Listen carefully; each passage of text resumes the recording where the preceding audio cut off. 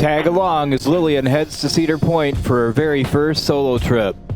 This cloudy day was sure to be filled with new friends and intense rides.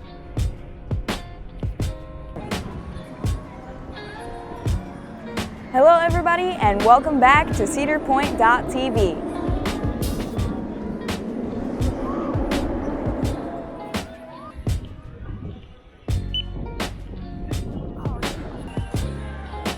Lillian spent some time placing ducks for people to find.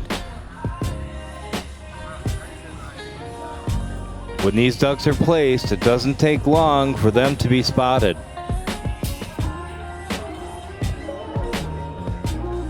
Hiding ducks at Cedar Point has become a very popular thing to do. There are even whole Facebook groups dedicated to hiding and finding them. We like to custom print our ducks to make a unique creation everyone can enjoy. Today, Lillian is hiding a glow-in-the-dark cowboy duck. If you keep your eyes open, you never know what you might find.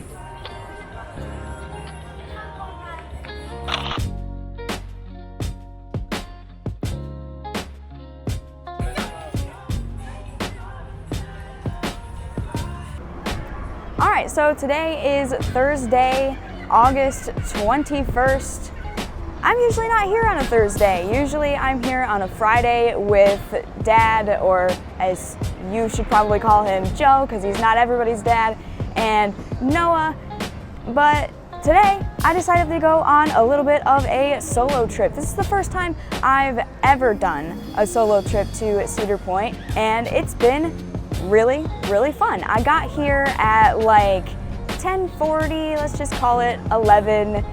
And it was raining a little bit. There were a few little raindrops on my windshield, but I wasn't gonna let that stop me, especially since I had already drove all the way here. So I get in the park and I was hungry because it was 11 and I hadn't eaten anything. So I went straight to the corral, hoping that they would have the like hot honey chicken tenders. They didn't. They just had the regular chicken tenders. They didn't even have the garlic parmesan ones, which is okay. I just got regular chicken tenders with the waffle fries, got my dipping sauces. It was a pretty good lunch. I did not finish it all because I'm just here alone. I'm used to sharing all of my food with two grown men. But after the corral, I decided to head straight for the Valraven. But actually, let's backtrack a little bit. Before I went to the corral, I went to the gift shop that is right as you walk in, Cedar Point Plaza. It always takes me a second to remember the name. I got my fast lane from there. And eating at corral, I went on Valraven. That was the first ride of the day. Valraven's always a fun ride. Then after Valraven, I went straight to Siren's Curse. In this case, being a single rider is pretty cool because I waited through the line, you know, just like everybody else. And I get up there and he asks me how many's in my group, and I say, just me, just one. And then I say, can I sit in the back? And of course he's not gonna tell me no. There was nobody else standing there, so I went to the back. And then eventually, goodness, I'm so bad with names. I do not remember her name. But I did have somebody to sit with me. It was a group of 3. So 2 people were sitting together and then their single rider with me.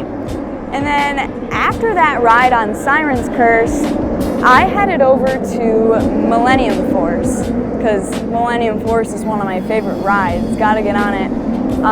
When I went to enter the fast lane, it said it would be a 15-minute wait, which is always what I like to see. I walked right up there and then they said that the ride was going to be down for maintenance. When that happens, I always stick around because sometimes it don't take that long, just like this time. They said at first that they weren't sure how long it was going to take, But then we all waited for maybe 3 minutes. Like, it really wasn't even that long. I was gonna say 5, but 5 feels like too long to say. Then they announced that they needed to take a train off the track. It was yellow train. They set it all up, did it really quick, and then immediately after they were done getting yellow train off to the side, the ride was back and running again.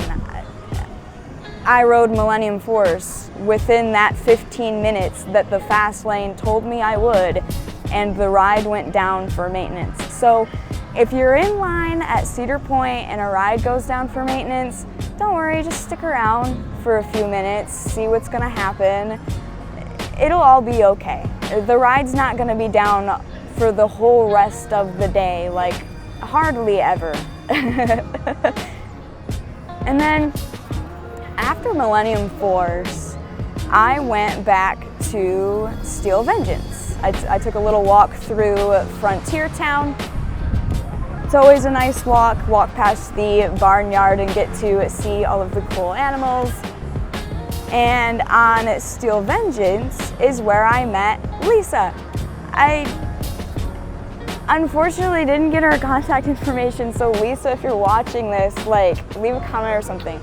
Anyway, I thought I was going to be on Steel Vengeance completely by myself, because I went up there and I'm a single rider and I'm in the queue and there's nobody with me. But then Lisa was using the ADA, I think it's called, the whole disability pass system that they do here at Cedar Point.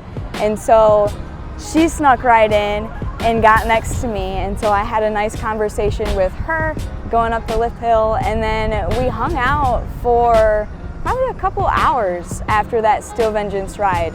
We took a walk to Siren's Curse. Actually, no, before we went to Siren's Curse, we rode Skyhawk. It wasn't a very long wait, so we went because we were right there. Skyhawk's always a fun ride. I unfortunately, though, did notice that there was a huge wet spot underneath my seat, and it was not wet anywhere else. It hasn't been raining that much today. I think I got the vomit seat. Whatever, at least they washed it off, but I'm pretty sure I got the vomit seat. Anyway, after Skyhawk, we walked to Siren's Curse. Lisa was telling me that she had ridden Siren's Curse 25 times. So obviously while she's here, we gotta do a 26, because she was also here at the park all by herself today. So we went to Siren's Curse and I got to experience using the whole ADA thing. I have no reason to get that pass, neither does Dad or Noah, so we had no idea how it works. You go through the exit of the line and you show them your pass, and then for Siren's Curse, since when you're going through the exit, so you can't like stop by the lockers, they have separate little bins that you can put your stuff in.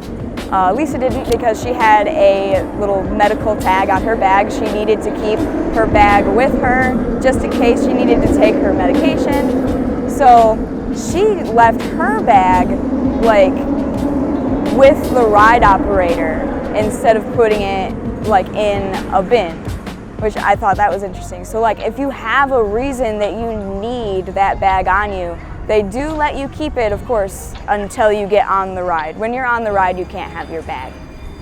But yeah, I got to do Siren's Curse for Lisa's 26th time. I have no idea how many times I've even been on Siren's Curse. Maybe I should count and I'll put the number on the screen, because I do have a way of counting like all of the Fun Pics pictures. And after that Siren's Curse ride, I walked towards the front of the park with Lisa. She was on her way out, so we split paths. I went to Grand Pavilion to grab dinner. I got the honey glazed chicken drumsticks, whatever they call it. It's kind of a long name. And the side salad. And you guys know what we like to do with that. I did all of the works with the salad, cut it up.